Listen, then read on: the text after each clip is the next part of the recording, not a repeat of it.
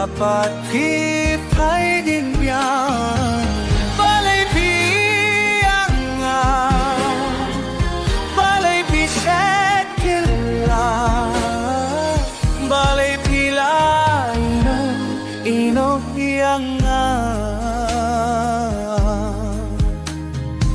Minsan jonga katno kapang habaya pingakin mau batman kicin kulal pafila ka hangga fi supin lokam ka.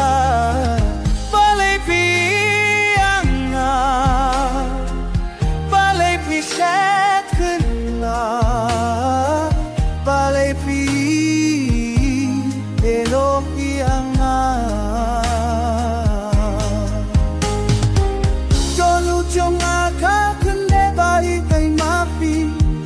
Mapi bapuling ayakang sinjong hama jonga umapari akibabu yakibapun ni sabatay mapi barikai hamung sinjong balay piwan banisyo hababan ni biyang sabat fibwa balay pibanin yae habayang aping mot pangset kela.